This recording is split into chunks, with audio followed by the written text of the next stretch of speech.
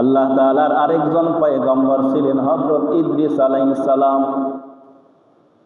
এই ইদ্রিস আলাইহিস সালাম দুনিয়া থেকে স্বাভাবিকভাবে ইন্তেকাল করে নাই। এই ইদ্রিস আলাইহিস সালাম দুনিয়া থেকে আল্লাহ তাআলা জীবিত অবস্থায় তাকে জান্নাতে প্রবেশ করিয়েছেন। এর নবীর উম্মতের দল,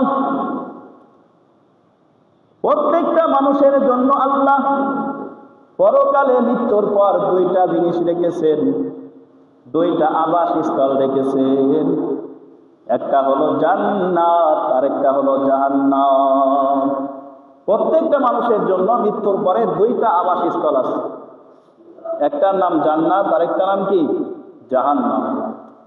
তাহলে কি বলেন, জান্নাত জাহান্নাম এই দুইটার ভিতরে মানুষ যাবে মৃত্যুর আগে নাকি মৃত্যুর পরে? কি বলেন, মৃত্যুর আগে না মৃত্যুর পরে? মৃত্যুর পরে। জান্নাতে যাক বা জাহান্নামে যাক, সব মানুষ মৃত্যুর পরেই যাবে। আল্লাহ তাআলা প্রত্যেকটা মানুষের জন্য দুইটা আবাসস্থল নির্ধারণ করেছেন, হয় জান্নাত হয় জাহান্নাম। এই দুইটা জিনিস মানুষ কোনটা বাছাই করবে, কাজের মাধ্যমে প্রমাণ হবে। আজকে দুনিয়ার ভিতরে কাজের মাধ্যমে মানুষ নির্ধারণ করবে সে জান্নাতে যেতে চায় নাকি জাহান্নামে যেতে চায়। জান্নাত জাহান্নাম দুটোটাই মানুষের জন্য আছে, কিন্তু মানুষ নির্ধারণ করবে সে কোনটায় যাবে। আল্লাহ বলেন, ইন্নাল আবরারা লাফি নাঈম ওয়া ইন্নাল ফুজ্জারা লাফি জাহিম। আল্লাহ বলেন, নেককারেরা যাবে জান্নাতে আর বদকারেরা যাবে জাহান্নামে। তার মানে দুনিয়ায় যাদের কাজ হবে ভালো তারা যাবে জান্নাতে, আর এই দুনিয়ায় থাকতে যাদের কাজ হবে খারাপ, যারা হবে বদকার, তারা যাবে ওই জাহান্নামে। তাহলে জান্নাত জাহান্নাম যেটাই যায় মানুষ মৃত্যুর পরেই যাবে। কিন্তু ইদ্রিস আলাইহিস সালাম আল্লাহর পয়গম্বর, ইদ্রিস আলাইহিস সালাম দুনিয়া থেকে ইন্তেকাল করে নাই, জীবিত অবস্থায় আল্লাহ তাআলা তাকে জান্নাতে ঢুকাইয়া দিয়েছে। আর ইদ্রিস আলাইহিস সালামকে আল্লাহ যেদিন জান্নাতে ঢুকাইলেন, জান্নাতে প্রবেশ করাইলেন, সেই দিনটা ছিল এই 10ই মুহররম, আশুরার দিন। সুবহানাল্লাহ বলে বলেন, আরেকটু জোরে বলেন সুবহানাল্লাহ। ইদ্রিস আলাইহিস সালামকে আল্লাহ তাআলা জান্নাতে প্রবেশ করাইলেন যেই দিন, সেই দিনটা ছিল এই 10ই মুহররম, আশুরার দিন। তাহলে বোঝা যায় 10ই মুহররম আশুরার দিন কত দামি।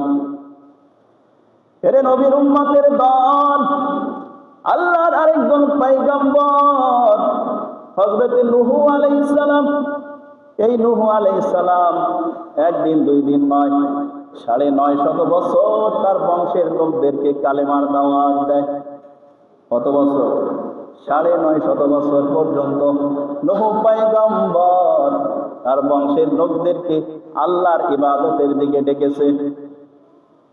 কিন্তু আফসোসের বিষয়, এই 950 বছরের ভিতরে নূহ আলাইহিস সালামের ডাকে মাত্র 70 থেকে 80 জন লোক তার ডাকে সাড়া দিয়ে আল্লাহর ইবাদত করেছে।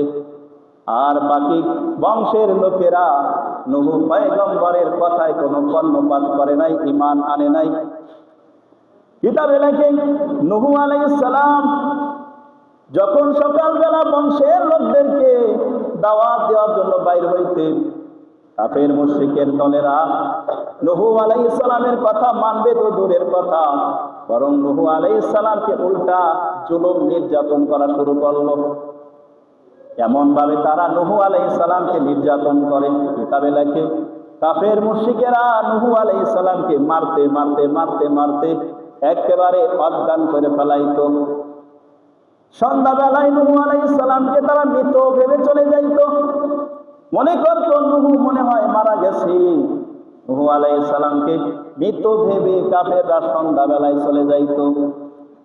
এদিক দিয়ে নূহ আলাইহিস সালাম আস্তে আস্তে আস্তে করে আবার সুস্থ হইয়া আবার কালিমার দাওয়াত দিয়া মানুষের কাছে যাইত। নূহ আলাইহিস সালাম এভাবে মার খাইতো আর দাওয়াত দিত, মার খাইতো আর